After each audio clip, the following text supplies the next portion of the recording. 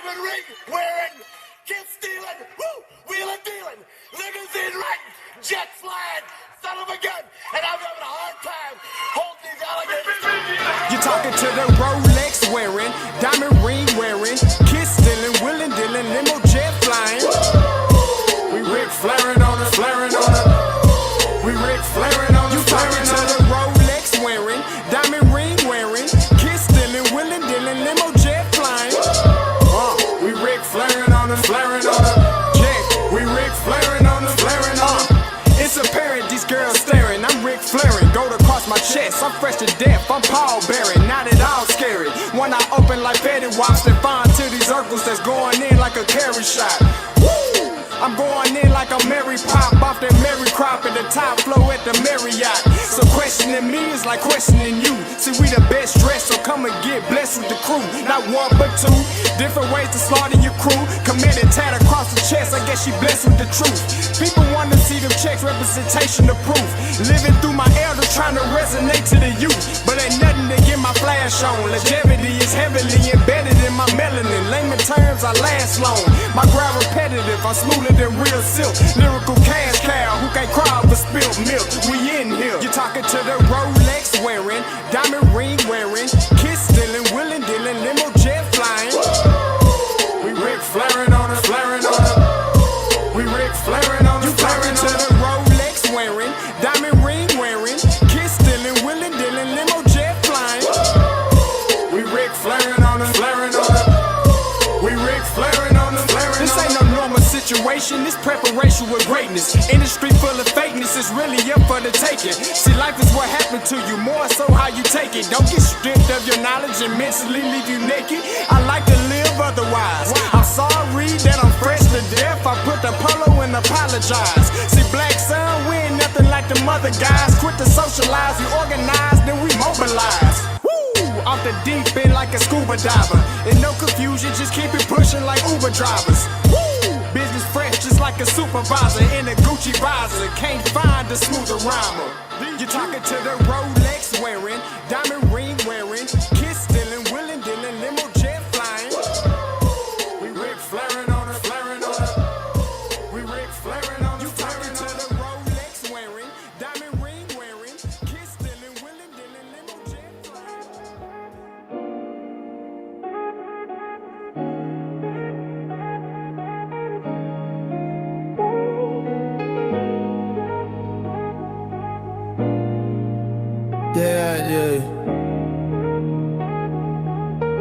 Yeah.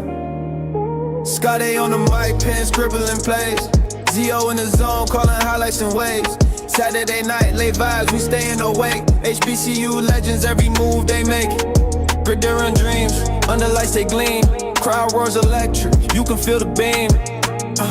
Pass clashing, 808 stomping, marching bands hitting, stadium jumping. Late Readz, catch the plays, don't sleep. Breaking down the games, analysis deep. Late Readz, where the culture meets the beat. Every highlight, every heart, every feed. Late Readz, catch the plays, don't sleep. Breaking down the games, analysis deep. Late Readz, where the culture meets the beat. Every highlight, every heart, every feed. Drum major stepping, the rhythm don't miss. Halftime show, crowd moving like this. Zo got the stats, Scottay got the flow. Dropping gems in heat like a trap maestro. Running backs dashing, quarterbacks flashing. HBCU pride, the passion everlasting. Shimmering keys, late night haze. Gator shrimp pass, drift through the maze. Games on the screen, stories untold. Legends in the making, the future unfolds. Late Readz, get your plays, don't sleep. Breaking down the games, analysis deep. Late Readz, where the culture meets the beat. Every highlight, every heart, every feed. Late Readz, get your plays, don't sleep. Breaking down the games, analysis deep. Late Readz, where the culture meets the beat. Every highlight, every heart, every feed.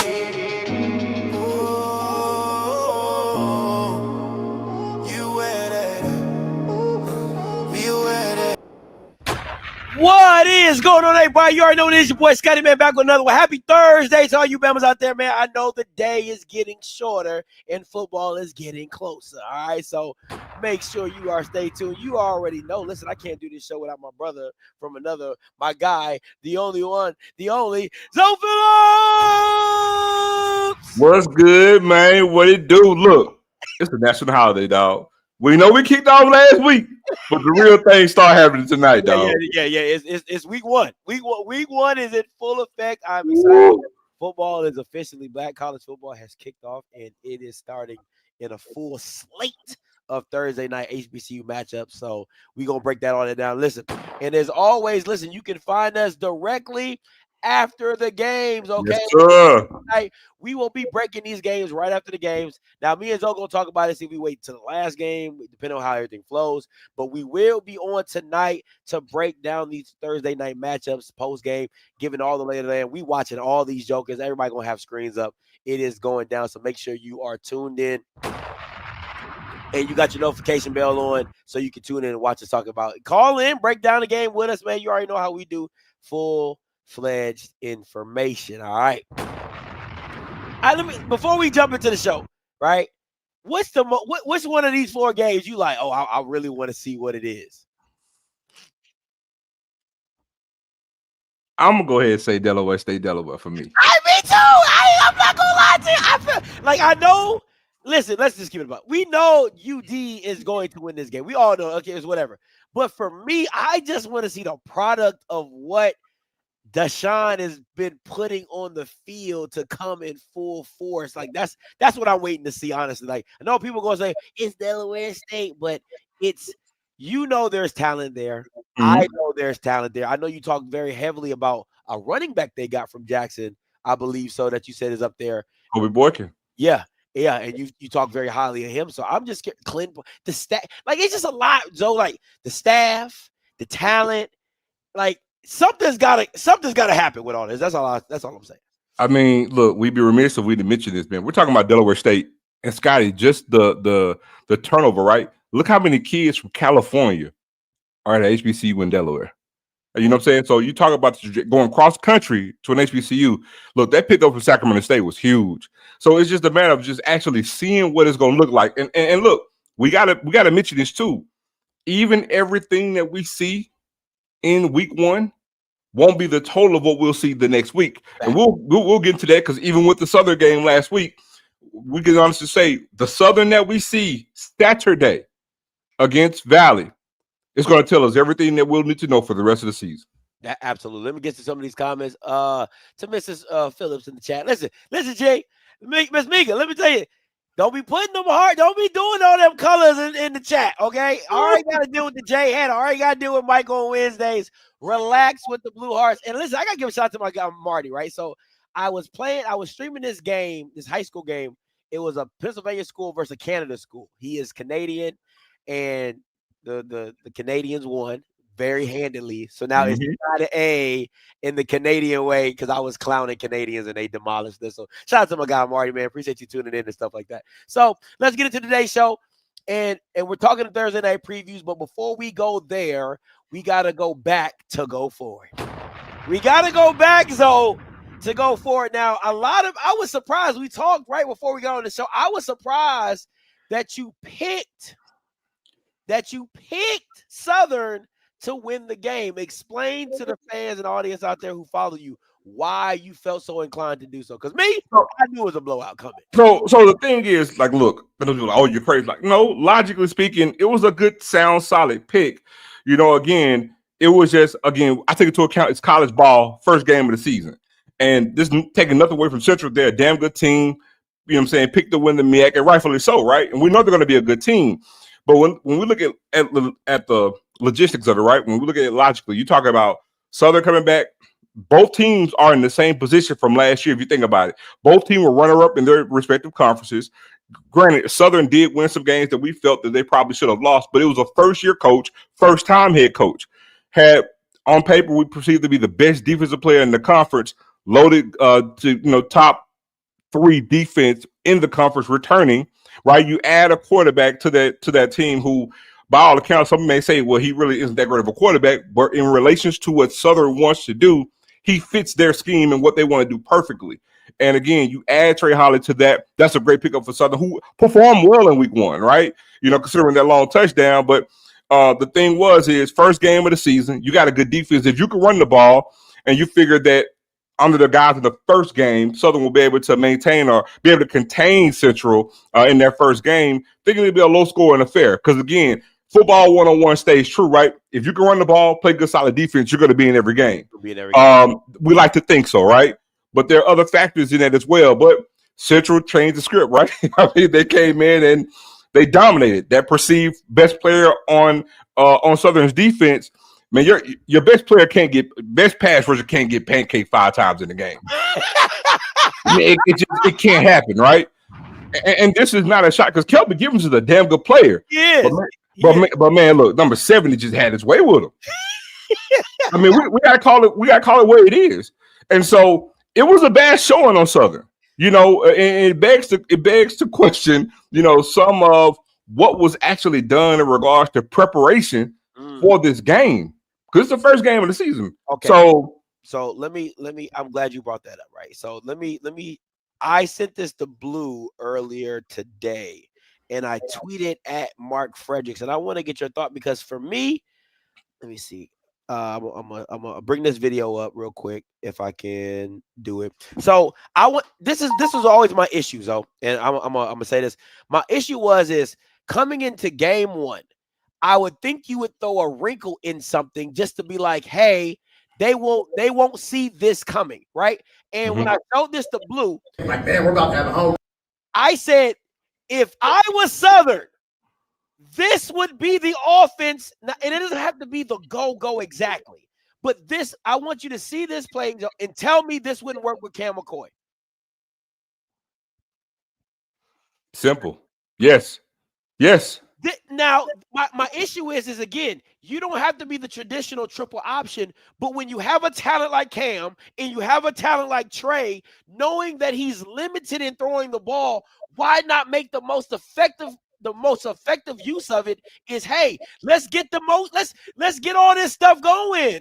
So, Scotty, honestly, to what you're showing actually goes to my point, and that is, even I know we kill him by running inside zone, right? But even if you want to do that, you can still run that from different formations at the worst. Yeah. You're not changing or scheming up anything differently. And to your point, you need to add wrinkles from week to week, right? So that brings to my question, like, what did we do in preparation for week 1? Because in the words of my great DC, same team. It's the same team. And it's no shade, but it speaks to, honestly, it's an indictment because if you remember, he made that quote before the SWAC championship game. We played Southern in week 4 last year. Yeah. And he was asked a question. He said, it's the same team. So now we go into the offseason, roll into a new season, and dare I say, same team. Nothing's changed. That's an indictment, right? Because right now it's working against you, right? When you have all those great things, you got about 4 guys on first team all conference on defense, defensive player of the year. I mean, and you just got ran through.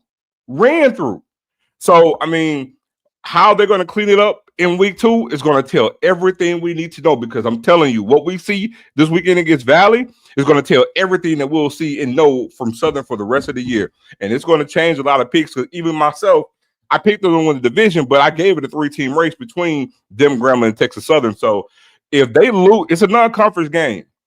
But I'll say this and I'll pass it to you. I'm going to tell you guys, the game against Valley, even though it's a non-conference game, it's a must-win for Southern. Must win. It's a must-win because it's a must-win, even if it's not, because perception is working against them right now. And so and you could feel the tide about to turn even this early in the season, because nothing has changed and because of how they looked against Central. Had they lost and put up a good fight, we wouldn't feel this way. You'd be like, yeah. You see what I'm saying? Because Central is a good team. The continuity and quarterback, yeah. But it's how they looked against Central. You go in week 2, and you're supposed to have some kind of shift between week 1 and week 2.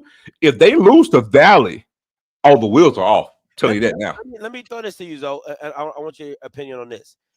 If they beat Valley, but they beat them on a last-second field goal, if they beat them on a last-second drive, does that still count as like, because wins, I don't believe all wins are created equal. I know people say that, hey, winning is winning. We're out of here. But to me, you can't keep living and dying like that, as well as and not think you're going to get clipped up. If they win a close one, 1 point, 2 points, 3 points, is that still a loss? I feel it is. I'm going to say yes, but only because I have to admit we're bypassing Valley. Mind you, it's a brand new regime because it could turn as the season go on. Because, for an example, let's say Southern struggles to get the win against Valley, but what if Valley goes on to win 4 or 5 games this year? So then you could look back and possibly feel that way. But again, it's early. So right now, to your question, no, it won't look good. It won't be. It'll be a moral loss. You know what I'm saying? I'm sorry. It'll be a moral loss if they happen to just bypass and get by Valley on the road, because I'm telling you, if they go 0-2, look, Blue put in the comments, if they start 0-2, they're probably staying 0-5 in the face. Yeah. Listen, Owen's knocking at the door. Owen is knocking at the door. Yeah, I heard about Mike's family. He's picking up his cousin. 0-1. Hey man, you ever seen the Creole one, Occasion one? Hey, it's all it's all in full effect at this point, right? It's all in full effect. But I'll say this before we move on and talk about the ESPN and how they stopped down in Norfolk. But my thing is this, and I think people they're not making a big enough deal in, is that Valley got tape. I don't care. Now they might not have tape on Jalen, but you have a little bit of it in the last season. But having tape on, especially with this staff, I like that white man at Valley. Okay, like a lot of y'all might not care. I like that white man that came from Valley. I think he's very creative. I think he has a very good mindset for offense. I've seen him teach some classes, and I've heard him speak. I love how he approaches the game. And I know T-Buck, he's been around a lot of football. He's been a head coach in certain aspects. And I don't think – this is my thing I think T-Buck understands, is that if I can get creative and if I can get wrinkles with my talent, I can make it difficult for you to do what you want to do. Yeah, he might not have the horses to just blow you off the ball and, hey, mano, but if I get some wrinkles and if I put some things in place that make your quarterback have to think or check or whatever, it will make it difficult to win the game. So I do believe having tape means everything in this competition of Valley, because, again, you don't know what Valley's going to run. You don't know if Valley going to come out there in triple option. You don't know nothing. So, to me, that's a benefit. Well, the thing to your point is Valley has tape, but Southern has bad tape out there. That's the thing. I'm serious. Yeah. Man, what they displayed went against everything I even imagined, even in trying to make the pick last week. It was bad. Yeah. And because they show so badly how one-dimensional they are, because even if they were able, Cam threw a couple of they took a couple of shots downfield that were drops, and probably could have made 1 or 2 of those catches. But the thing is that it's what you're doing on offense, right?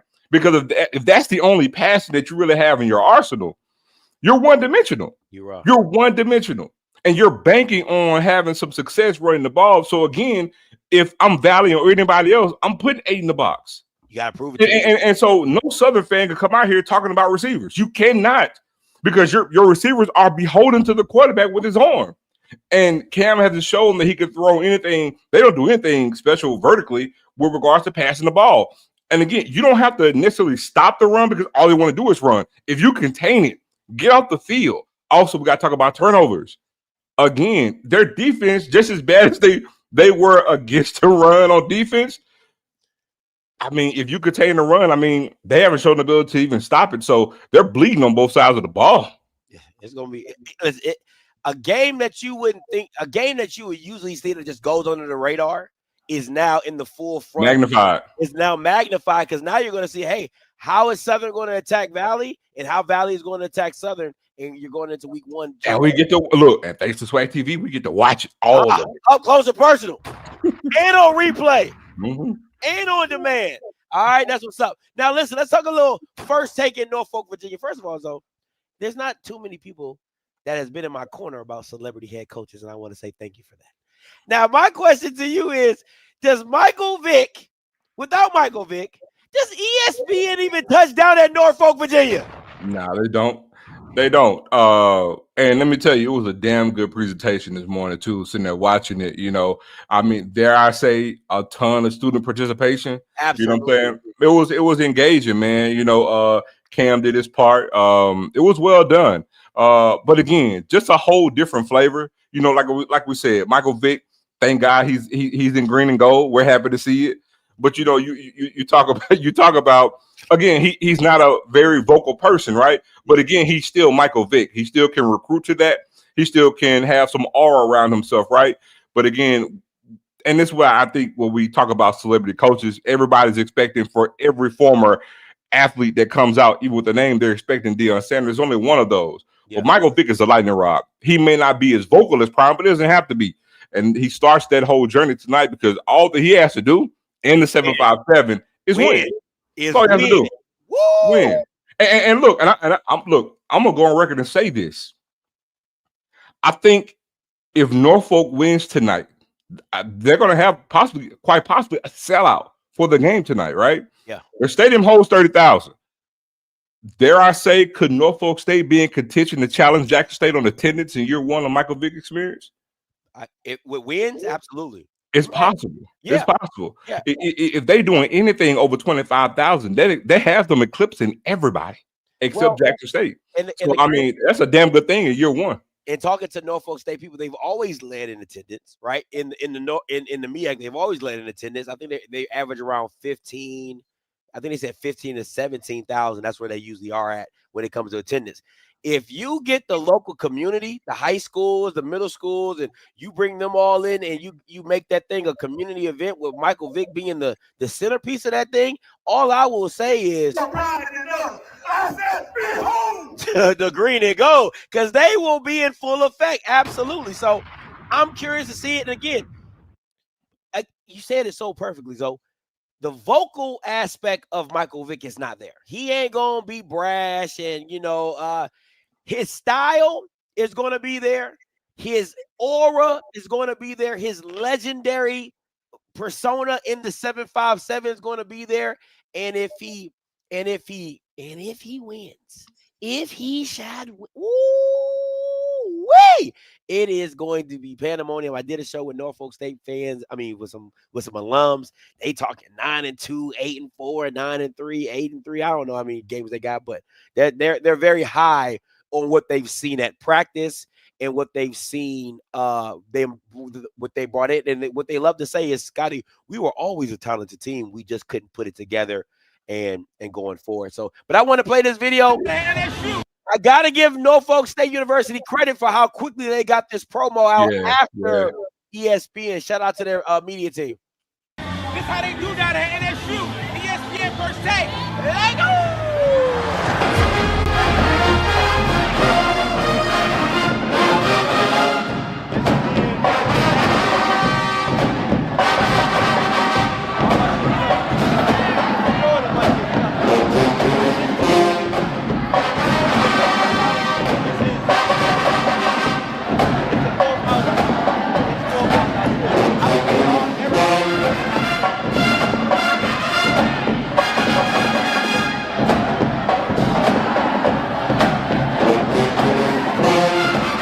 We give credit to Michael Vick for wearing some Norfolk State gear. Come on, man. About time, man. I mean, head to toe. Come on. About time, bro. I love to see it.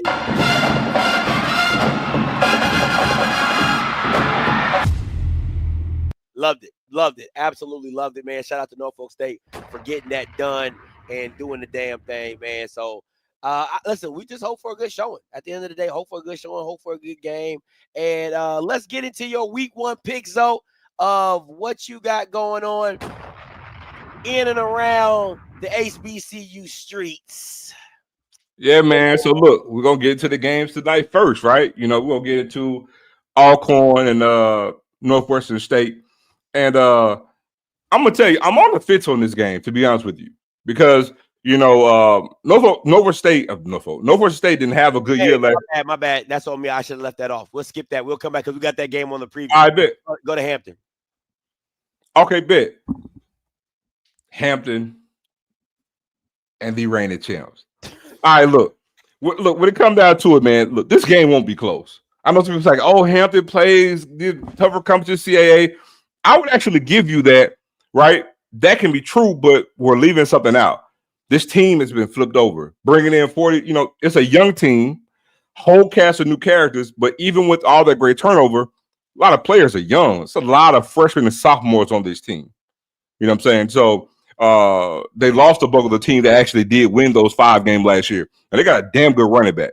For that team, but just too much inexperience. They got a jail first game of the season. You're talking about your reigning defending national champion, bringing back a lot on both sides of the ball and special teams. Man, home open to Jack State, man.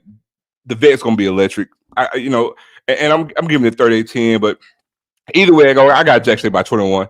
I don't see us putting up 40 points because, again, I'm not real big on teams just going crazy in their first game because we don't have preseason. So a lot that can go wrong, a lot of things with continuity, and most defenses tend to be ahead of the offenses in that first game. You typically see most of your explosions in week 2 and going forward. So I got us with 38, but that's possibly scored on defense, a return back for a touchdown. You see what I'm saying? Things of that nature. But I do think Hampton got the right coach. I think Hampton will actually probably segue to take some lumps this year, but grow in this season and look out for those guys next year. So there's no shade on them at all. I just think we're having your team mostly being freshmen and sophomores. It's not a great thing in the first game of the season, of that next season. All right. Labor Day Classic, what you got? Man, listen. Now, I'm surprised you went. First of all, let me say this. I'm surprised you have Texas Southern in the 3-team race for the West. That's number one. And then to have Texas Southern beating Prairie View, that's another one. But go ahead. Man, listen. Texas Southern is my dark horse to win the West. Man, look, I love – everybody want to talk about Tremaine Jackson, rightfully so. Sam Shade, rightfully so. Chris Dishman did a damn good job last season considering what he walked into, right? And they have some players on that team. Like what he did from a recruiting standpoint. Actually chopped it up with him after the game last year in Houston when we played them. Told him, man, I think it's the right guy to lead that program.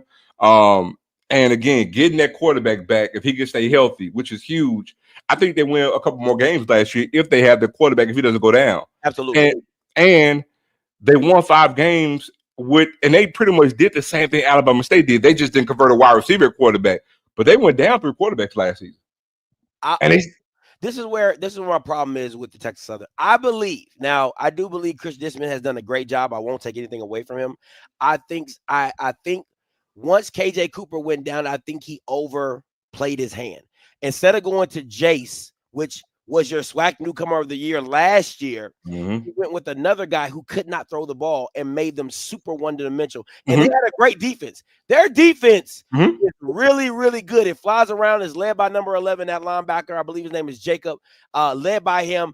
Great athlete, great linebacker. But when you leave the defense on the field as much as they did last year, it was just getting ridiculous. So to me, I didn't like how he coached down the stretch because he kept then he started flopping Jason, the other guy, and it just got ugly really bad. But I do agree with you. I think he has a great structure to this team that is a good foundation. And also being that it's a rivalry game, love the back and forth this week. That's another subject for another day. I love the back and forth and the banter. But we got to remember, Prairie View lost to Texas Southern last year too.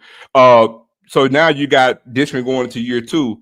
I believe with the continuity, because again, if Dishman wins this game in year 2, now you're talking about a Texas Southern streak, because if I remember correctly, Prairie View won like the last 9 or 10 games? Yeah, 10 in a row. Now you're talking about possibly turning the tide. And then again, I also feel like because my buddy Lionel been talking so much over this summer, if Prairie View lose this game, it's gonna get ugly in these social media streets. You better have some rhinoceros skin. Let me tell you, because I got some lined up. I got a thing or 2 lined up. I'm talking about they lose game 1. Ooh, man. They lose game 1 because let me tell you, it's a conference game. Yeah, off the rip. And all they talk about going to Atlanta. You lose this game 1. You're not gonna get there. If you lose game 1, you're not gonna get there. I'm telling you. So I'm telling you, dog. I got to take Southern. Again, it can go either way. Truly, it really, really can. But Prairie View, you better. Oh, he was lying. Come on, dog. He was lying. Come on, dog. I want to so bad, dog. I need that.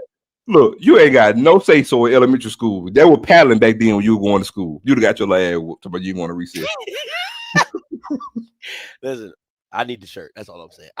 Listen, I'm high on T-Jack. I am. I think Prairie View was. I look at Prairie View like I look at Norfolk. They had great foundations. I just think that they need a coach to give them a jolt in the arm. And I talked to Ashley, your AD, and I asked him about Prairie View. I'm like, what's up with Prairie View? Like, why I can't? And he said, Scotty, I don't. He said, Texas schools. He said they have everything in front of them to be great. They do.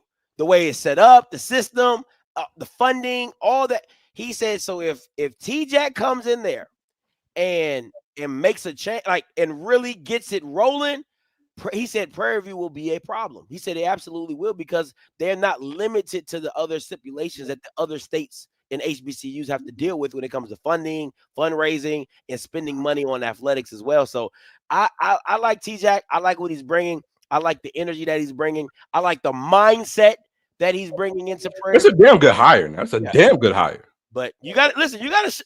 What is it? You got to show up. You got to pay up or shut up. What is that? You got to put up or shut up. You got to put up or shut up. That's really what it is in this game one. And again, I'm going to keep saying this. His response was not sensitive. It was, he set expectations for his team. And that's just what he's done all season. He has never called a team out individually. He's always talked about Prairie View and what he expects Prairie View to do. So I'm excited to see it. All right, Orange Blossom Classic, Zo. I like that number, though. Zo. Hey, man, ain't nobody care. Fam, you 38-14, man. I mean, it's Howard, bro. It's Howard. Ain't nobody care. It's Howard, man. It's Howard, man.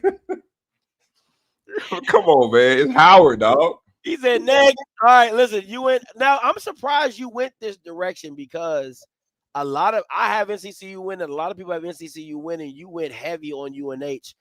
Tell us why. Historically, man, UNH, they are what they are. You know what I'm saying? When you talk about even going back under Chip Kelly, how they were offensively, and look, man, that team has always had players on offense, man. They've always been able to do some things. Again, I think the game can possibly go either way, but this is going to be a big game for Central. I think I just got UNH return to the fold of what they have been historically. I think they're going to bounce back and actually be a better team than what they were last year. Okay, I like it. Valley Southern 28-20. Now, if this score happens, though, that's a loss, bro. You can't tell me you can't tell me no difference, though. If this score pops up on the ticker, that's a loss. In my book, it's a loss. Hey, Perry take it. But I'm calling it. Look, I'm gonna say this. I've never said what I'm about to say in my life. I'm not one of those people. Valley got some players, bro. I know everybody don't check it out, but I'm telling you, Valley got players. And I like what they're gonna do on offense. The offensive coordinator is the truth. He's legit. Now it's gonna come down to actually having all 11 players and probably some depth to really see and do what he wants to do. But Valley got some players. And T-Buck is the right man for their job. Man, it's the home opener, man. They're gonna have a good attend. They're gonna have a good showing in that first game, man. The fans, there's a buzz in that fan base, unlike it's ever been in a long, long time. I mean, not even when Titan was there, right? And again, that's T-Buck and Mario Edwards. You know what I'm saying? Being a part of that program. Look, I don't know if you guys have paid attention. Go look at the commitments that they got even now. You know what I'm saying? With regards to how they're recruiting in Pascagoula on the coast, the commitments they got so far. Man, Valley is doing something right. T-Buck's the man for the job, and they're going to get up for this game. And again, Southern not being able to stop a nosebleed is only going to help Valley's efforts. I totally agree with you. I'm really high on the recruiting that T-Buck has done. And I know a lot of people have kind of like A lot of people gloss over but he's hit that Delta hard.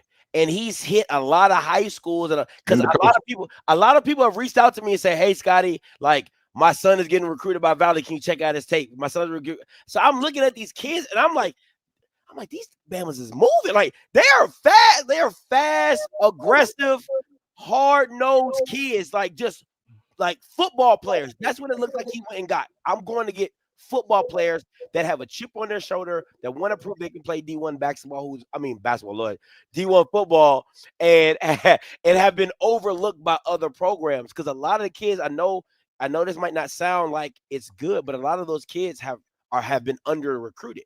That's just the facts of the matter. Like they don't have the stars, they don't have all this. But I'm telling you, when you turn the tape on, you're like, hey, these kids are different. So go ahead. I was gonna say, and you know what? How many first-year head coaches talk like T-Buck? Since you've been following, think about first-year head coaches in this conference. How many have talked about his team the way T-Buck has? Probably not since Dancy. And even Dancy didn't talk the way T-Buck is. Nah, Dancy just showed up and he had some dogs, man. He had some dogs. Oh. See, this is my thing, right? I don't like this because you go from talking trash to NCCU saying how bad you was gonna beat them. You got humbled. And then you talking about you can't sleep on nobody. You know what I'm saying? Like, nah. You got humbled. Nah, I can't respect it. I can't. Oh, you can't sleep on nobody. You was bragging up and down my feed talking about something. Southern winning. Now you in a do or die game for your goddamn life and your coach, and now you over talking about can't take nobody can't sleep on nobody. Can't sleep. Come on, man, stop it. All right, last two MEAC games: Wofford and South Carolina State with South Alabama and Morgan State. What you got, Zo? Look, South Carolina State notwithstanding, man. Look, won the MEAC last year. And again, the mailman can coach. He might not always deliver, but he can coach. You know what I'm saying? I got to give it to him, but you know what I'm saying? And take it from a former mailman. He gonna deliver. He gonna deliver, but he can coach. You know what I'm saying? He can coach. And again, they did a damn good job recruiting. And look, there's some damn good blue collar players, man, in the state of South Carolina. And shout out to Kobe while we're talking about it. I'm telling you, they recruited well. And unlike a lot of other states, man, like they have Clemson and South Carolina there, right? Yeah. But you got a lot. South Carolina, their roster is like 98% South Carolina. They be in the high schools heavy. And the thing is, they want to go there. They want to be there. There's a little bit of state pride, you know what I'm saying, with being there. So they always going to play defense. We know this. They always going to run the ball. We know this. It's going to come down to how they replace Eric Phoenix. You know, they talked about that backup quarterback as soon as the guy in the championship game damn to throw a pick six, got called back. But Stubblefield, right? Reggie Stubblefield. Yeah, Stubblefield. They talk all that job by Stubblefield and almost threw an interception on his first pass. But again, he did show some in the regular season last year, right? Mm-hmm. So again, and I'm hearing he may not even win the job. So, and if they feel that way about him and he didn't get it, you know, needless to say. But again, South Carolina State, they're going to be South Carolina State. Like they're the all-time winningest championship team in the MEAC. They're going to be who they're going to be. Their identity is set. So again, it comes down to Wofford, and Wofford, same thing. They always, you know, I think they still run the triple option. I haven't really kept up with them. They've always been known for running the triple option, run heavy based team. The one thing we know, Scott, is South Carolina State, they're going to run the ball. They're going to play damn good defense. That's what they're known for. Even when they suck ass, they're going to play damn good defense. So continue to run. Wofford is a glorified, prettier black and gold version of Southern right now. You know what I'm saying? They want to run the ball right now. Defense ain't looking all too hot. So I got South Carolina State winning that thing by a good 7. All right. I love it. Question that I like that Emmett Jones brought up. He says, question, who's better, Phoenix or Walker Harris? I thought Walker Harris better game manager. What say you all? For me, if I was starting a team, I would go with Eric Phoenix. I like the mobility of Eric Phoenix. I don't think you saw the best version of himself because he had the ankle injury, but I will go Eric Phoenix because he can make the throws. It's not a throw that Walker Harris can make that Eric Phoenix cannot make. There's not a run that Walker Harris can make that Eric Phoenix can't make. And if you give me a healthy Eric Phoenix, I'm taking him over Walker Harris every day of the week. I'm gonna say this: style make fights, right? I think it comes down to what it is that you want to do. To your point, I think just natural skill, Eric Phoenix is better than Walker Harris. I'm taking Texas Walker's Ranger, man. I like Walker Harris because he doesn't beat you. He's not going to beat himself. Yeah. You know, he's going to drive the car, and he can move enough to make some plays at the pocket. No, he's not going to scramble to pick up 30 yards. He doesn't have that. But for what I like and what I want to do on offense, I don't need that, right? But he's a general, leads the team, and you could tell he leads the team even from the game last week. And he had damn good completion percentage last week too. So I like his style. I like his moxie. He's a leader. I'm rolling with Walker Harris. Yeah, I think that's the variable that you have to identify. Me, I'm a spread him out, throw the ball around the yard type of guy. I'm a wide receiver at heart, so I want the ball in the air, right? You know, Zo might be a run first guy that, hey, I just need you to play action here, throw a little dig and dunk. I'm a receiver too, which is crazy. I just like doing the ball, though. I'm a receiver too. You know what I'm saying? I'm just saying, just different mindsets. You know what I'm saying? Just different mindsets. Me, I'm trying to put 45. But see, look, I'm a single digit receiver now, so I don't know for blocking now. You know what I'm saying? I'm trying to be out here, you know, Michael Irvin, you know, give me the damn ball. You know what I'm saying? So that's my motto. That's my frenzy. So let's get to these Thursday night previews. Starting off with one of our most interesting waiting to see matchups, and not in the sense of who wins or loses. We both stated we're very interested in this game because we want to see what Deshaun Jackson puts on the field. Zo, go ahead and break your part down. Keys to the game. Man, well, the keys to the game. Look, we got Delaware winning the game. I mean, just it is what it is. But speaking on behalf of Delaware State, the keys for them to win would be win the turnover battle, generate turnovers, and I'll say this: I've been on record. Delaware State to me is going to be the fastest team in the MEAC. It may not be the biggest, but overall team speed, Delaware State is going to have it. The thing is, see what kind of size they're going to have in the trenches tonight. You know what I'm saying? I hadn't looked at the roster. That's going to be the thing. But again, Delaware State is going to need to use their speed to their advantage. Win the turnover battle. It's guys the first game. Man, big plays. Because again, Delaware doesn't have any idea what they're getting into with regards to Delaware State. And I think the equalizer in this game can be the quarterback. Now, he could do some things. If you remember the Orange Blossom Classic last year with Andrew Body against North Carolina Central, when those plays broke down, how he was able to run and get those big plays and keep them in it. I think the same thing can happen tonight with this quarterback for Delaware State. But again, I think Delaware is going to be too much for them. So overall, they'll just weigh them down and actually win this game. But if Delaware State doesn't turn the ball over, man, take advantage of the speed they have, and they're going to have to hit some big plays because, again, if they're able to get some quick touchdowns or some big plays or a punt return or something of that nature, because they have some speed, I expect the good performance from Kobe Boykin. But again, because a kickoff back, Scotty, punt return, those types of things can keep them in the game. But turnovers, I believe, is going to be the telltale sign. If Delaware State turns the ball over, it's going to get ugly. You can forget my score and probably add about 2-3 more touchdowns to it. I think for me, I'm going in the same direction. If I'm Deshaun Jackson, I'm telling my team we're playing with house money. We're playing with house money. Yes, sir. There's nobody in America that's picking us to win this game. So we're going to come out. Play loose. We're going to play loose. We're going to have fun. We're going to throw this ball around the yard because win, lose, or draw, we're not supposed to win this game anyway. Yep. So to even be competitive in this game is a victory. And I think the way you come out is you blitz them. You blitz them, not defensively. What I'm saying is blitz offensively. Like I'm going first play of the game is straight Monday Night Football, Eagles versus Washington, play action, bombing at Deshaun. That's the first play of the game. Yeah. I gotta set the tone. I gotta back you up off me to let you know, even if we don't hit on it. I gotta back you off me to let you know it ain't. I feel like the girl from Players Club. It ain't even that type of party, okay? It ain't. You know what I'm saying? When she get beat up in the room, it ain't even that type of party, okay? So I gotta get you off me, and that's how I feel like you gotta come out, use the speed, East and West, get the ball to your playmakers' hands. Don't have the quarterback sit back there, pat. Nah, it's 1, 2, 3, ball coming out.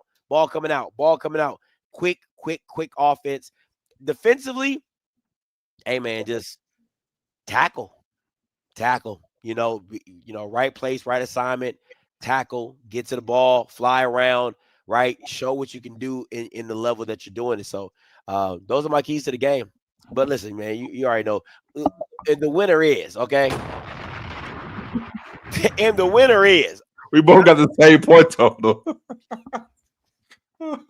Yeah, man, 35 is good. But again, even with them losing, I got them with 21. Watch this now. Say if they don't turn the ball over, you get a punt return, that's 28. You know what I'm saying? You get a scoop and score, you tie ball game. So again, they're gonna have to generate turnover. If they do that and they're able to get some quick scores, they can be in the chance of to have an upset. Now I ask you this: what if they win? Whoa! What if they win? Seriously, what if they win? Where's my Delaware State hoodie at? Because here's the thing: Delaware State has a much tougher task than Norfolk does. So let's say if Delaware State wins this game, what's the perception now? Because again, you got Central, Southern didn't look too great. South Carolina State, going to do what they're going to do. Norfolk, and now you can talk about Delaware State. We haven't gotten to Morgan yet, but now what does that do with the perception of how things and how we perceive things to be? If we're basing it all on week 1, you got to put them at number 1. They have to jump. I mean, even though Delaware is 1 year away from FCS competition, being an FCS program, they have to jump over any competition. You gotta put them over. You gotta put them over. Now, depending on how bad NCCU beats UNH, then maybe they'll be number 2. But even if Norfolk beats Towson, this win is better than that win. Yeah. So I listen again. The way football is played, man, I never say never, and with the right speed and with the right attack, because again, you got to give credit to this coaching staff. It's deep with NFL talent. It's deep with years of coaching experience that they should be able to make adjustments. So I'm curious to see what it looks like going forward. So, the question: if they get this win, does this take buzz away from Michael Vick and Norfolk? No, I think it builds both. I think it builds the MEAC to a whole nother level, because now you got 2 celebrity coaches bringing in. So they've taken 2 rock bottom programs. Think about that. Mm-hmm. 2 rock bottom programs, and have now elevated them up to now being perennials, or being possible perennials to fight for a MEAC championship. You got to give them credit. If they stay healthy, absolutely. It builds both credibility, and it builds the celebrity credibility even more because of how quick of a turnaround. Mm-hmm. I'll say this. If Delaware wins this game 28-21, Delaware State got to count that as a victory. I don't give a damn what you talking about. If they lose by less than 10 points to Delaware and have a good showing in doing so. And have a good that's a win, man. You can't tell me that's not. I don't care what anybody says. That is a win. I know there ain't no moral victories in football, but you got to understand we're talking about Delaware State here. So I'm listen. I'm excited to see it. I'm gonna be locked in tonight. I ain't gonna lie to you. Mm-hmm. All right.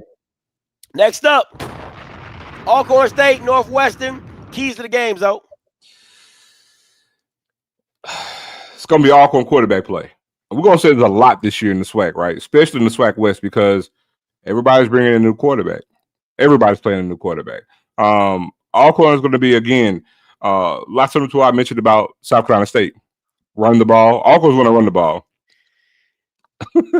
I see you, man. I see you. But Alcorn, they're going to run the ball and, play good defense. The thing is, and I'd be remiss if I told you, we know Northwestern State wasn't really all that great last year.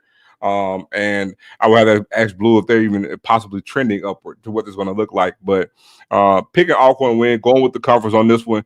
But I'm really interested to see tonight what Alcorn's going to do at quarterback. They bring in the kid from Howard, looking to see how they're going to look. Because, again, if they're one-dimensional like they were last year, In a lot of ways, we could say the same thing like about Southern. Same team. And then, I'm surprised we didn't get even more buzz about Alcorn's OC, and how he actually called, because again, so there's a lot of similarities there with regards to Southern. You know what I'm saying? With Alcorn's OC, it's just not as much noise because they were looking at it not from scheme, but just the players that they actually had. So I'm interested to see what that's going to look like. Are they going to run the same thing that they did last year? Are they going to throw the ball a little bit more or a little bit more variety? So the keys to the game from Alcorn, again, run the ball, have some success, stay ahead of the chains, and looking to see what their quarterback does.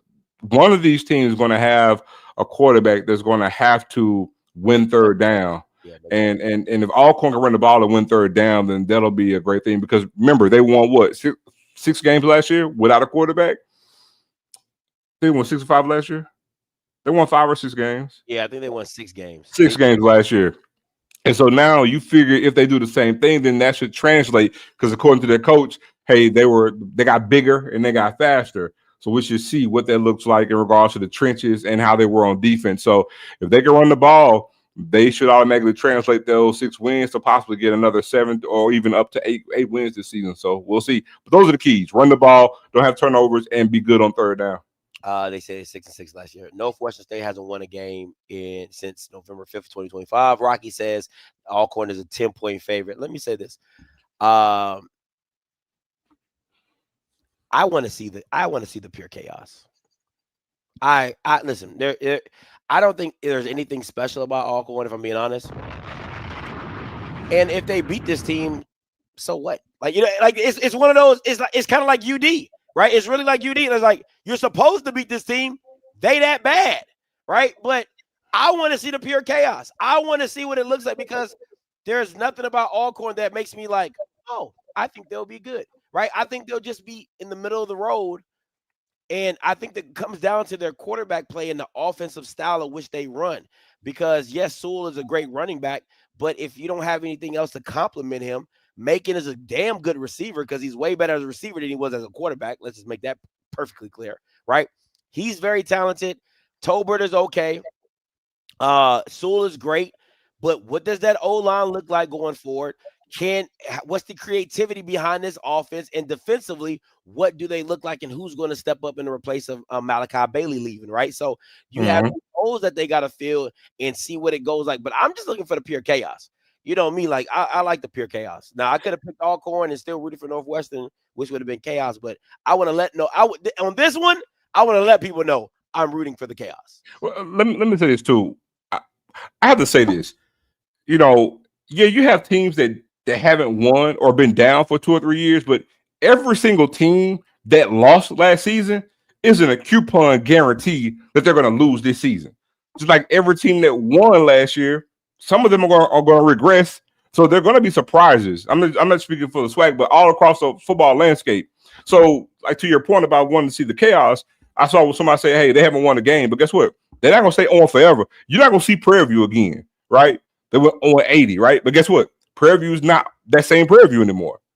You see what I'm saying? So things are going to change, and you're going to have a shock. Just because they went on 22 doesn't mean that they don't have a chance in hell, because, again, it's the first game of the season. Any damn thing can happen. Let me see. And honestly, in college ball, the first game, honestly, is one of the most dangerous ones to have. Because I'll tell you, tape on anybody. I'm telling you, in any good team, you look at Notre Dame.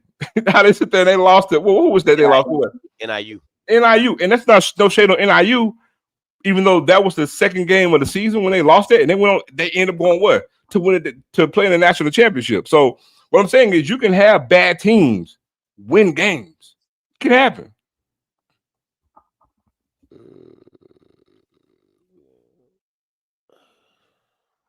I mean, hell, like I said, there's no guarantees that, again, Bethune-Cookman, before they came into the SWAC, was a powerhouse in the MEAC. Yeah. Right? Look how bad they've regressed. I don't think that Bethune-Cookman is going to stay this way in the SWAC. I don't. They're in Florida. They got players. They just got to have the right guy to lead them. And they have the talent to win games. Hell, they should have beat Southern last year. They had about 3 games they should have won last year. This is going to be difficult, because I was hoping they had a new coach, but he's been here for the last 3 years. And I'm just curious. Let me see. I'm trying to see something real quick. 2024.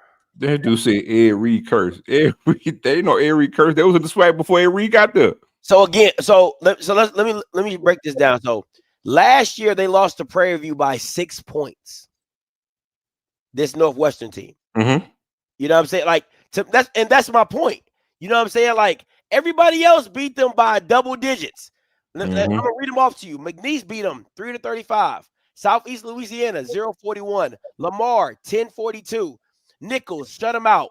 Texas A&M Commerce beat them by 21 points. Stephen F. Austin beat them by 40 points. SEMO beat them. SEMO didn't let them score. Weber State didn't let them score. South Alabama beat them 87-10. Yikes. Prairie View plays them 37-31. Wow. That was the closest game all year for them to possibly win. So if you're telling me that this is not a possibility for Northwestern State to win this game, you're smoking goddamn crack. Because if I'm not mistaken, I don't know if Prairie View beat Alcorn last year or Alcorn beat Prairie View. I can't remember, but I'm just telling you, out of all the games they played, the closest game was the HBCU game. So let's not be opposed to saying and thinking that they cannot lose this game. That's all I'm saying.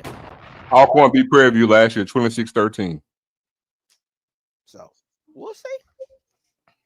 We shall see. All right. Next up, UAB, Alabama State. What you got, Zo? Oh, man. This game will get ugly. It's going to get ugly. UAB loves to throw the ball around the parking lot, right? And we know that Alabama State, their whole thing under Eddie Robinson has been their defense, and rightfully so, right? But again, Sewell's gone. They lost their best 4 defenders. And UAB's going to slang that joker all over the field. Now, they haven't had great success because they haven't had any defense worth a damn. But guess what Alabama State's been bad at? On offense. So it's a recipe for UAB to actually win this game and win it convincingly as well. You know, I got UAB winning this game big. It's going to be interesting to see finally, you know, in another game to see what Andrew Body does. And like similar to Alcorn, what the offense is going to look like. Because, again, that's one thing that's been hindering Alabama State. It's not just they play at quarterback, but what they do schematically on offense. You know, I know a lot of people want to see Body throw the ball or have more passing attempts and have more of a vertical game to go along with what he could do with his scrambling ability, but we haven't seen it yet.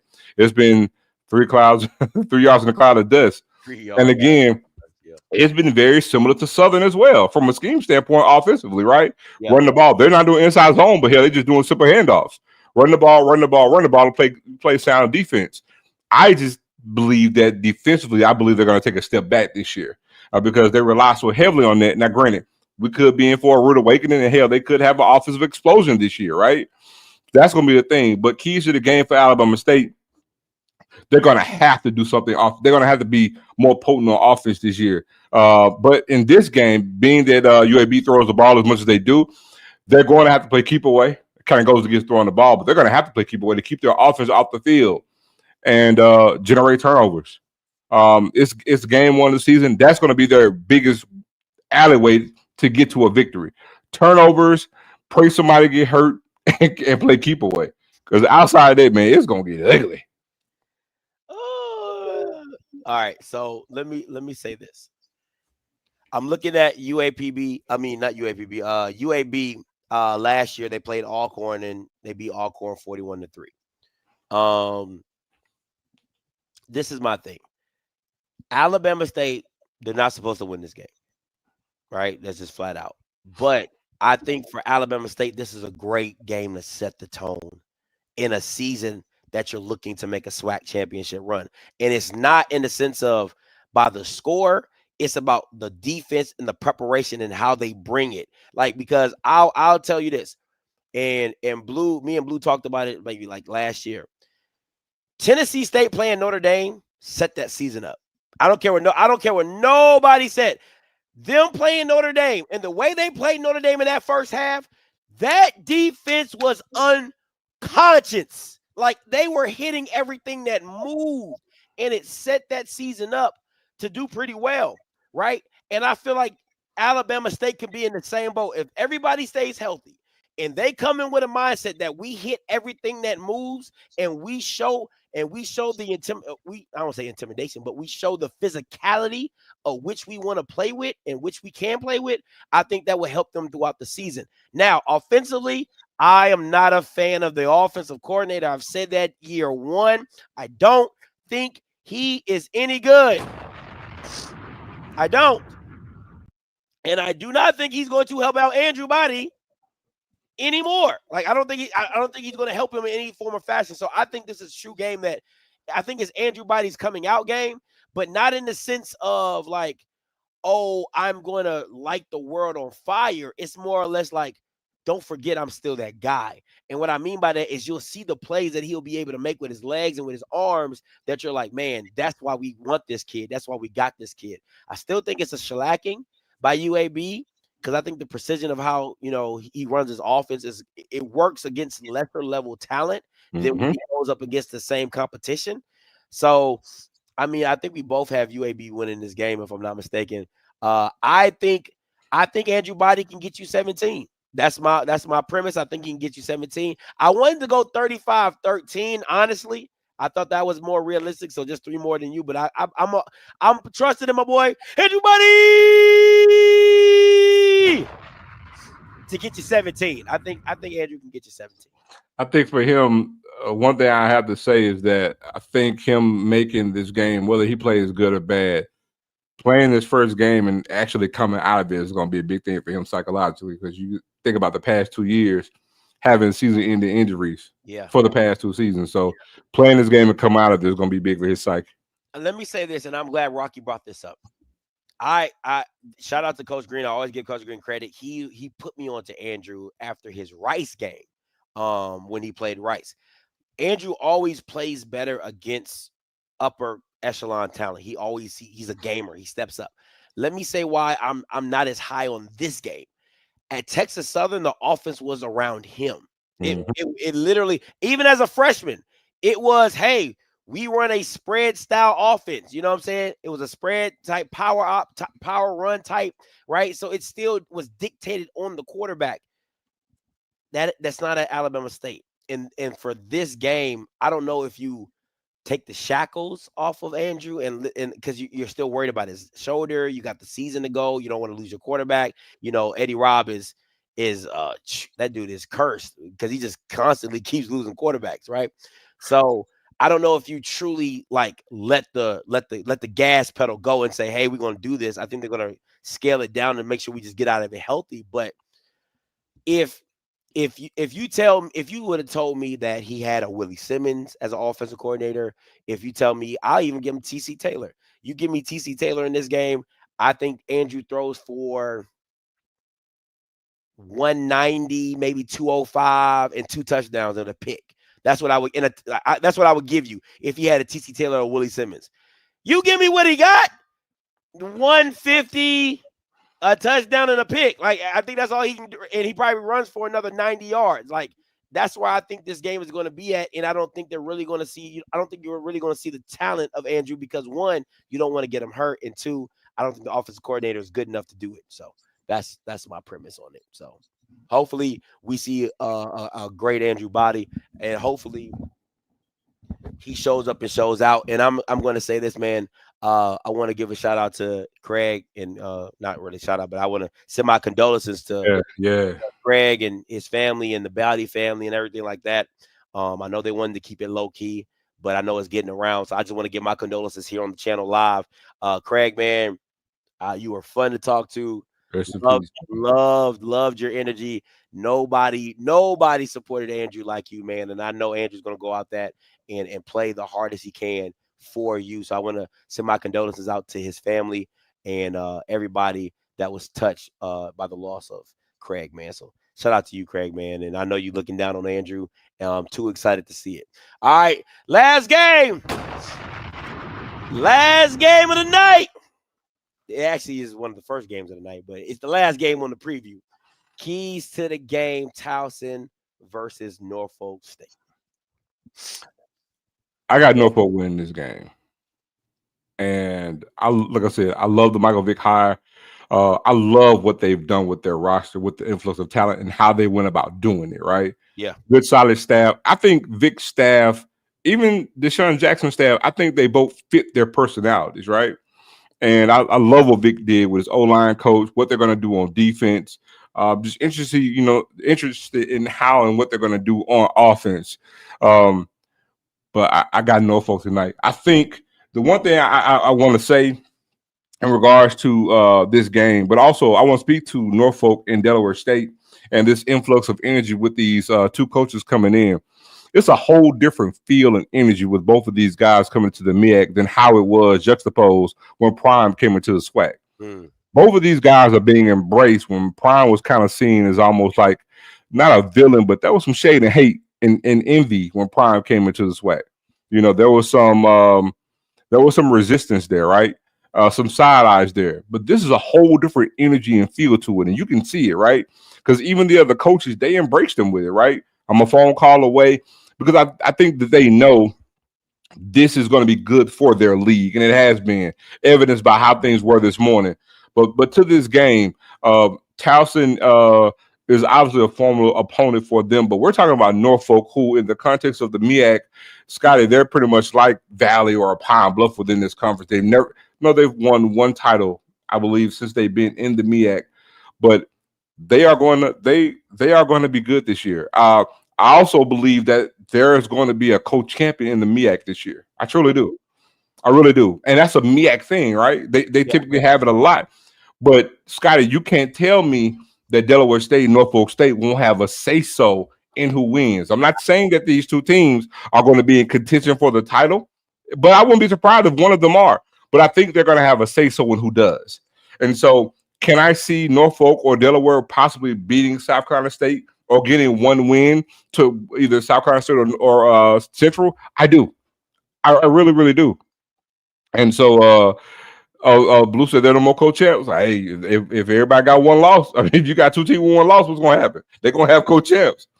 But with this game, again, I expect a packed house, national TV. The buzz is going to be electric, man. I think the 757 is going to come out. Again, they're going to play sound. They're going to play. I believe they're going to play good defense. I want to see what they're going to do on offense. But the keys to the game, like all of them, man, look, turnovers, because it's a game one.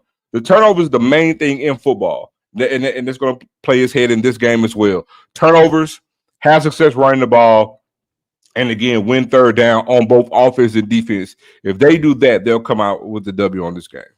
Yeah, my keys to the game, and I have Towson winning a close one. I would love to pick Norfolk. I think I kind of feel like you with Southern, with the Southern and NCCU game. I feel like that score could be completely flipped, and it'd be Norfolk. You know what I'm saying? I feel like it's going to be a battle. My only thing is he's still a first-year head coach, and what people don't understand is Prime got a spring season that he got to coach before he stepped into the real thing.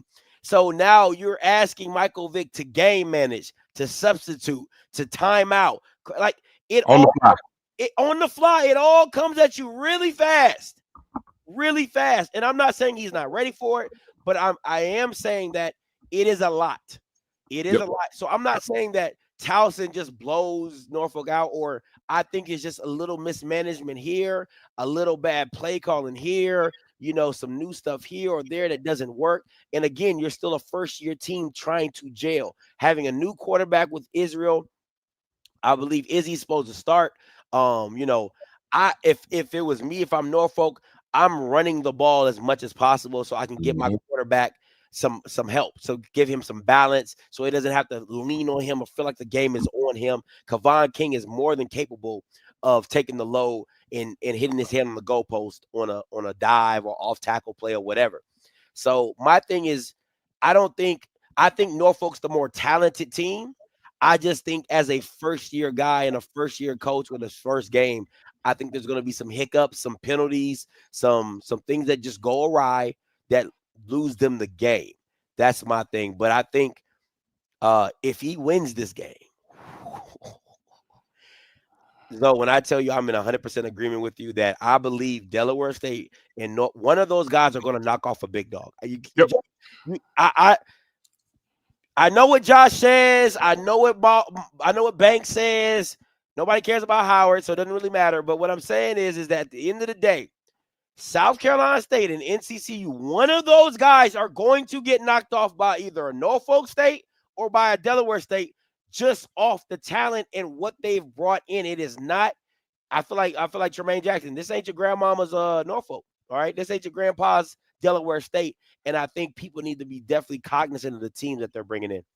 I agree, but also I'd be remiss. I understand that we talk about lack of offensive identity or production, but even Morgan, for an example, and so again, I think this year there's going to be a lot more balance within that conference, because again, being that it's only 5 games, one loss is almost equates to 2 in the SWAC. You know what I'm saying? So again, let's say if it runs back like how it was last year, right? Let's say Central, loses to South Carolina State. That can happen. We wouldn't be shocked to see that. But it's not a foregone conclusion that Delaware State can beat South Carolina State. Yeah, not this year right now, especially when we see it as the weeks go by, because you're talking about getting started so late in the year. That's an advantage in year one for both of those coaches, being that they play so late on all these conference games. So when you talk about or even Norfolk, you know what I'm saying? Or hey, if Norfolk happen to beat Morgan, but then Morgan beats South Carolina State and South Carolina State beat Central. I'm telling you, I can easily see where you have 3 one-loss teams in this upcoming year. It's very, very possible between those 4 teams. So and going to Wayne, right? My bad, Zo. I'm so sorry. You good? Going to Wayne's point, he said Towson has a lot of veteran offensive talent coming back. That makes a big difference tonight. I can say the same thing about Norfolk.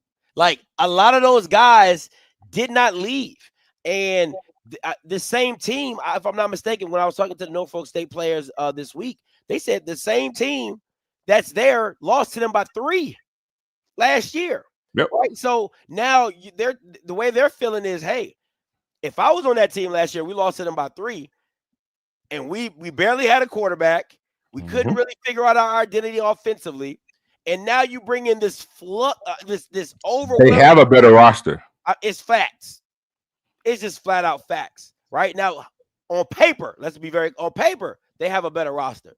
But again, how Vick coaches the game and manages the talent that he has, and let me be very clear, how he manages his quarterback. If Izzy is shaking, if he doesn't play well, if it's his first game to start and he's a little nervous, do you go to how early do you go to Otto? Because he has the experience. He's been in these type of games. He's won these type of games and lost these type of games. Or do you just say, hey, this is Izzy's job to lose, so how he goes, we go, right? That's all those things that have to come in with coaching, because you saying, hey, I have a chance to win this game. My quarterback's jacking it up. Do I go to the backup and then now I have a controversy all season? You know what I'm saying? So it's little things like that I think that will make this thing go. And I'm curious to see defensively what they run, how it, they have Garvin, former NFL player, was the former DC down at Edward Waters and is now the defensive coordinator. Him and Vic played together when he was at Washington. At the Steelers. I think they played together when he was at the Steelers. So we'll see how that goes. But go ahead. But I was going to say too, and we can't undermine the fact that this is Norfolk State's home opener. It's going to be a sold-out crowd. Oh, when's the last time Norfolk actually had an actual sellout, right? Because when we all know Norfolk, they got tarps over the seats, over a good section of them. So we're talking about packed, sold-out stadium, electric buzz in the air, first game of the season. Night game. They can actually set the tone. Michael Vick can actually set the tone for his program tonight. Really could. I like that. And where he goes from here is the sky's the limit, man. Because if they have the listen, man. When you got a running back like Kavon King, I mean, that kid has NFL potential. I don't care what. No, listen, if you have not seen that kid play, You saw him look last year against FAMU in game 1. Listen, with nobody, I mean, he was playing with Swiss cheese out there, okay? Like nobody else was. The kid is special. It's not a lot of running backs at this level. You know, again, that's why when you see the Travis Terrells, when you see the Rhino, the purple Rhino from a couple years ago that Alcorn had, when you see Kavon Kings, when you see these type of backs, you know you have something special because a lot of backs aren't able to take a play and hit their head on the goalpost at any given time. So to have a talent like that and to know that you have that guy in the backfield, it makes it that much easier, I would say, to call plays and to help your quarterback out. So we'll see what it looks like, man. But again, guys, I want to be very clear. Call lines are open. If you want to call in, 518-263-8124, 518-263-8124. And tonight, make sure you are right here after the games, right? We will be breaking them down, scores, stats, everything from what we saw, good, bad, and the ugly. You can call us your HBCU Late Night Sports Center. That's what we like to say. Anything you guys know before I get these call lines open? Now, man. Just again, those 2 games in the MEAC, and look, I'm a SWAC guy telling you this, and I'm gonna be tuning in. You know, again, to literally all of them. But we talk about Delaware State and again Norfolk. So get down to it tonight. It goes down. It absolutely goes down. What time, Scotty? Well, the time. Listen, there is no time because it's right after the games. That's how Late Night Sports Center works. It comes on when the game ends. When the game ends. That's just how it works. So you either locked in or you're not. That's just very simple, right? We're going to come on when the games are over. So, you know what I'm saying? If it's 10:30, 11:30, 12, we're probably going to be on for about an hour 15. You know what I'm saying? Depending on the call lines are buzzing, maybe 2. And then we out of here. You know what I'm saying? That's what Late Night Sports Center is. HBCU edition, baby. So that's what it is. We ain't got no callers right now, Zo. So I'm going to go ahead and shut this on down, man. At the end of the day,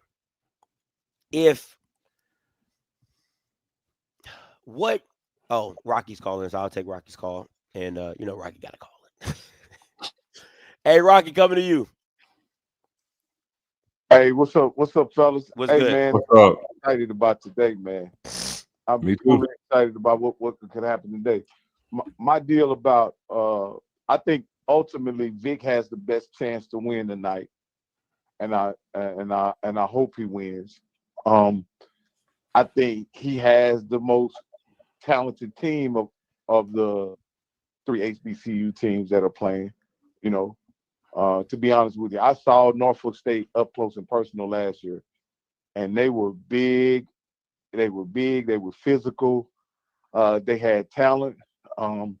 It just seems like they played a little uninspired, and in critical situations, there was no creativity in their offense. You know what I mean? And pretty much all they had was Kavon King. So hopefully, Vic has a good showing. What do you guys think? Who has the best chance to win tonight? I would agree with you. I think Norfolk, I mean, outside of Norfolk, Alcorn, Northwestern, but I don't trust their offense, right? So it's like if it was something that I could trust and I would put my trust in, even though the competition is better, I would put my trust in Norfolk, in the coaching and the talent that they have. That would be me. But what you guys know? I would roll with Norfolk as well because, again, from what we do know, they returned the bulk of their starting online. Yes. And they've shown that they can run the ball. And again, it's what they're going to look like defensively. But again, they brought a good staff in. They got the players. They flipped their roster. And we're not just saying the influx of guys. We're talking about the quality of the guys they actually brought in. You know, again, we talk about all the thing about Howard, but it took some of Howard's best player. I mean, Hampton's best players on defense and brought them over to Norfolk. So again, because they want to keep things locally at home with Michael Vick, and there's a buzz there. And I'm telling you guys, you know, we don't really see it that much in HBCU ball, but there's something to be said for a sold-out game. Sold-out game, home field advantage for a program that traditionally has never had it, right? This is a brand new thing that we're seeing. And I'm glad Michael Vick is doing it. So I think he does have a damn good chance to win. Like I said, make a statement game and put a stamp on his program in year one.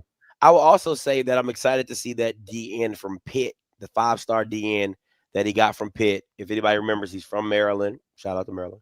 Then he went to Pitt, and then he leaves Pitt, and now he's at Norfolk. He's either 4 or 5-star recruit. I've heard some good things about him, so I'm curious to see what he looks like and how impactful he is in this game as well. But what you got, Rock?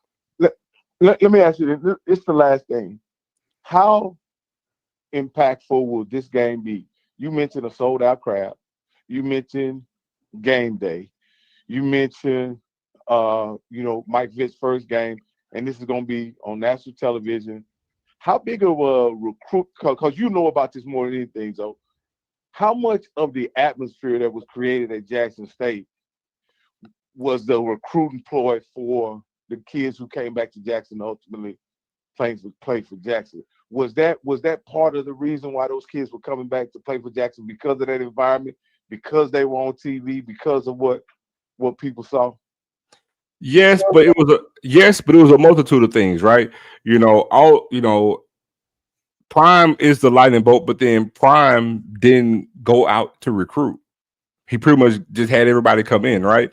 But I'll be remiss having TC and having Otis helps. But Prime's who was the lightning rod, right? Same thing as Michael Vick. That's why I said he doesn't have to be vocal. Right now, he doesn't have to do anything, because right now, game one he's going to put his stamp on it. If they even look good and lose, it's a win for them. Because here's the optics of it. Go look at all the other teams in the MEAC. Look at their stadiums. Howard is empty. You know what I'm saying? Morgan is empty. I've been there. They're empty. You're talking about it's the largest stadium in the conference by far, and you're talking about a sellout. What if they have multiple of those? Now we talk about they do, the best in the MEAC with regards to attendance, for the past couple of years. I didn't even know that. But then it's going to be different when we're not the best in the MEAC. Now we're top 5 in the country. So you see what I'm saying? There's residuals to this, right? The perception and the optics are being flipped on his head with Vic being the head coach there. And again, the 757 is a hotbed for football talent. Yeah, they're coming. So now it's attractive. Damn it, the first game of the season, and what we have first take here. Now you transition that to a sold out game. It's compound interest to success is what I'm getting at. And so again, you stamp it when you win, because I'm telling you, this could be a statement game for his program, because if they win and look good doing it, they're hitting the phones in the road tomorrow to recruit. And guess what? Other schools at Virginia Tech, ODU, they see it. Yeah. And so I'm telling you, if you let him have success in his first year, it's going to pay dividends. And the last thing, guys, we know there's going to be some coaching openings probably this upcoming year. I know we're moving pretty fast, but what I'm saying is, if this is a huge success, I think a sellout in this game is a huge success. On a Thursday night? That's crazy. On a Thursday night. That's crazy. Is it inevitable that we have more celebrity coaches in HBCU football? I'm gonna hang up and listen to you guys. Hey, appreciate it, Rocky. I don't think anything's. I don't think so. I don't think it's inevitable. I think different strokes for different folks, right? And I think for the Southerns, listen, Terrence Graves is not going to be there for very long. And for me, if I'm Southern, after I done gone through Odoms, Dooley, and Graves, my Jaguar Nation needs a jolt to get us back involved. I think they have to go either a high-class coach or they have to go celebrity. What I mean high class, I mean a national championship winner, somebody that you're like, oh, man, he can really coach. Not he's won 2 Bayou Classics and I'm excited. No. You got to, if that means getting somebody white, that means getting somebody white. But to me, if you don't go that direction, you have to go to a celebrity. If it's Marshall Faulk, if it's Ed Reed, to me, you just need that juice to bring it back into the program. Because again, just like the 757 is a hotbed, Louisiana and Baton Rouge is just as much as a hotbed as well. So I think it's different stroke for different folks. So to that point, though, and I agree with Scotty, but the one thing we have to say, even to Scotty's point, is we got to talk about fit. And that's been the main problem in most HBCU hires, right? We go safe. We go with whatever we, you know what I'm saying? We go safe and just whatever's cost effective. We got Michael Vick. It's not just because he's Michael Vick. It's the perfect fit. Yeah, Norfolk. Michael Vick would be a lightning rod at Grambling, but I don't think it wouldn't have the same feel to it, right, as it does in Norfolk. He's home, right? Yeah. That's why I say, TC fits, but Prime fit Jackson State at the time that it was needed, plus the optics of it, right? Same thing with Deshaun Jackson. I had no clue. To Scott, you guys told me how close Philadelphia is to Delaware State. You know what I'm saying? So it fits. It fits. So that's the thing. So yes, I don't like saying celebrity. I like saying well-known name. You know what I'm saying? So you need a big name hire, a splash hire, but you need a splash that fits. That's the thing. You don't want to get just a name just to be getting one, because if it doesn't fit, then you're going to fall on your face and it's going to be bad. Crash and burn. But you want to get the right fit. You got to be thinking 5 years, because listen, the days of coaching, any coach being there for 10 years, win or lose, it doesn't exist anymore. But you have to have a 5-year window, a 5-year plan. You think 1 contract, 2 if they win in their first year, just extend it for that 1 extra year. You're thinking with this coach, I'm thinking of a 5-year plan. What kind of splash and fit can I have for this 5-year window for my program?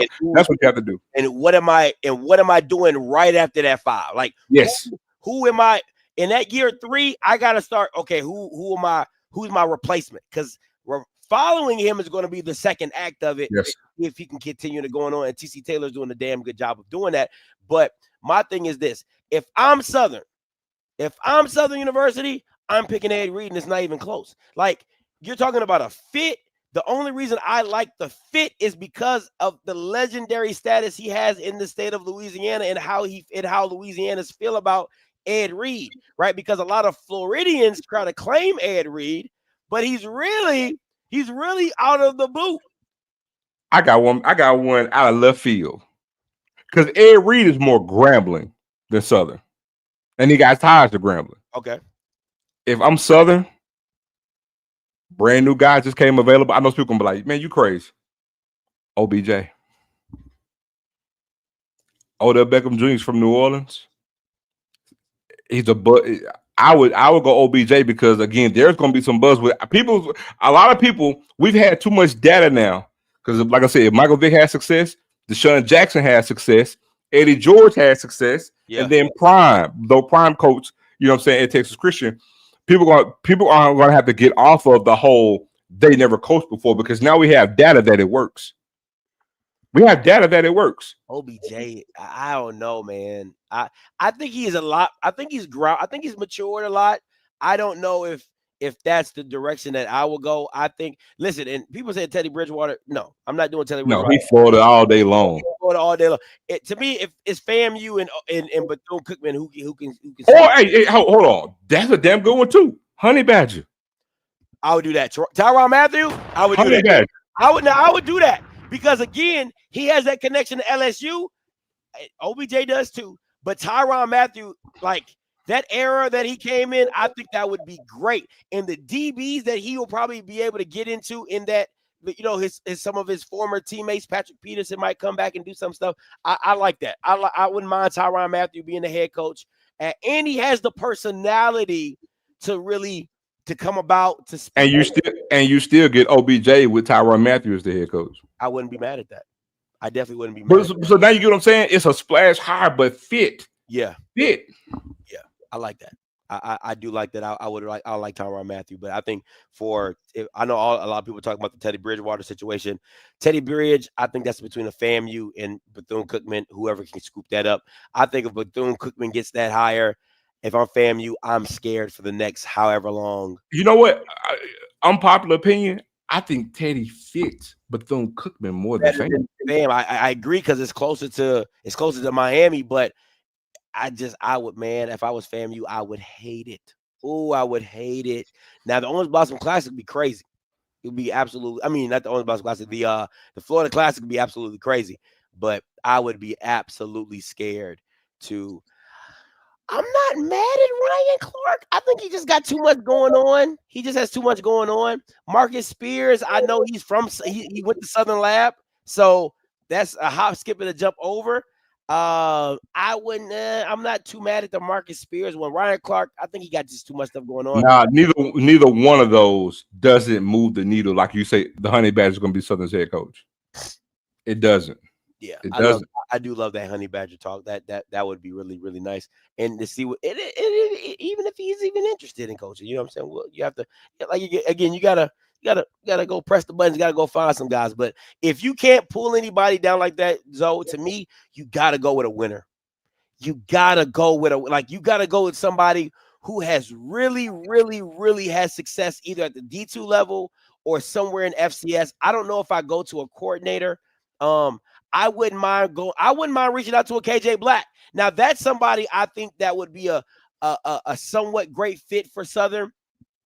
He has the NFL experience. He can get some NFL coordinators and NFL people. He has the college experience with Willie Simmons. I wouldn't mind going to get a KJ Black. I think he has a good name. He understands it.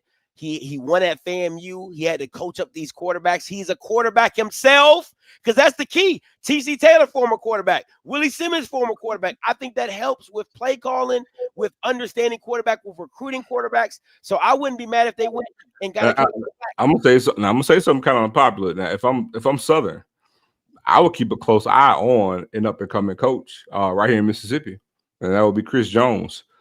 T.C. Taylor's former teammate at wide receiver, who's the head coach at Hines, had a damn good career as a high school coach in the state of Mississippi, won multiple state titles, been moving up and around the state. Now he's the head coach at Hines, did a damn good job recruiting in their first year. It's just somebody I keep an eye on because nowhere from Baton Rouge, very familiar with the SWAC, got the relationship with coaches in the conference, and he's been coached for the past, what I believe, 12 years. So he's an upcoming coach. I will keep my eye on him. You know, Ryan Clark does live in the area. I've seen him in Baton Rouge a couple of times when I went out and been down there. I don't think I just think it's a lot for Ryan Clark because with the pivot, with the ESPN stuff, I just think it's a lot, and I don't think he has time to deal with all the politics that come with Southern. It's just too much with all the stuff on his plate. That's the only reason why you need somebody like a Tyrann Mathieu or OBJ, people who are really stepping away from the game and just they want to get back into football or they want to be around the sport. And because I know Ryan Clark also coaches in the off season as well. He has a DBs. You know what I'm saying? So it would, but for me, if I'm Southern, Tyrann Mathieu, number one, KJ Black, number two, understands the HBCU stuff. He's one with Willie. And then number three, a high-level winner. I'm not mad at that. I don't see it happen. But if I'm Bethune and I can't get Teddy Bridgewater, I'm going to get Teddy Keaton. I got a place in mind for Teddy Keaton. Quiet as kept. I think I can see Teddy Keaton at UAPB. You know how much money they'll have to pay him? Because, I mean, he's getting paid really well at Clark Atlanta. He's getting paid really well at Clark Atlanta. And I probably think he makes probably more at Clark Atlanta than Hampton makes at UAPB. So, and you know me, I'm not on the bandwagon of paying people an absorbent amount of money. But I don't know if I'm Teddy Keaton, do I leave Clark Atlanta to go to UAPB? I can just see it. I can see it. You by yourself. It doesn't make any sense. That doesn't make it. I would rather he has a better job. He should take the Bethune-Cookman job before he takes the UAPB job.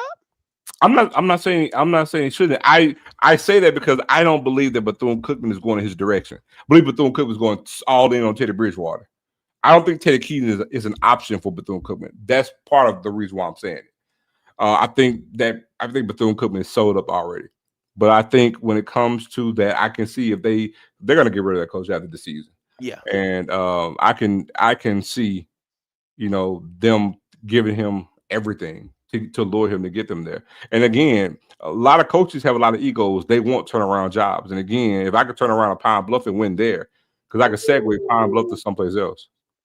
That would be a huge Keaton holding off until. I don't know if Bama State doesn't let go of Eddie Robb. Like, listen, man, no, it just doesn't even make Again, I'm not the biggest fan of that coaching staff. I think Eddie Robb has done a damn good job of what he's been placed in and what he's done. But I mean, you're talking about 1 or 2 games away from the SWAC championship every year for the last 2 or 3 years. Like, the first year he came, he had a winning season. He hasn't had a losing season while being at Bama State. You can't let him go. You're gonna have to read. Look, and that's another one with no coaching experience. So that's what I'm saying. We have the data to show that they can work. So people can't say that anymore. Listen, man, I know you guys keep saying Cam Newton. I don't think Cam Newton really wants to coach. I think Cam Newton wants to be a media. He just re-signed real big at ESPN. He just wants to be a media. Okay, I think he wants to be a media personality, which is nothing wrong with that. And I think if he slid in the HBCU space in the media wise, I think that would be all great for media. I think that'd be great for HBCUs, but not coaching. I don't see that coaching. But we'll see, man. Listen, and it's not like if Marshall Faulk really wanted to coach at Southern that he can't talk to Dion right there about saying, "Hey, tell me the experience down there in the SWAC." How was it? If I'm not mistaken, then they already have some connections to try to get Marshall Faulk in, and it fell through. So yeah, I don't see that happening. Before the Dion era, that was before the Dion era, and I think it was because of the assault case or something like that. And I don't see that happening. So I wouldn't be mad. I wouldn't be mad at that. F it, Drew Brees. I'm telling y'all, man. Southern, look, even optics, Southern Honey Badger, it works. It works. It works. No, I'm not mad at that. I am not mad at that at all. All right, guys, we're about to get up out of here. Listen, remember, tonight, after the games, we'll dictate depending on the time and everything like that. We might come on. A lot to talk about tonight, dog. A lot. Absolutely a lot. Make sure you come back here right now. I mean, after the games tonight. Listen, I know some of you Bama's got work in the morning, so we'll catch you on that. You can catch us on the replay on Friday. But if you got nothing to do and you want to be up and talk some football, we will be up tonight right after the games. Listen, until next time, you know what I'm going to do. I'm a holla. God bless.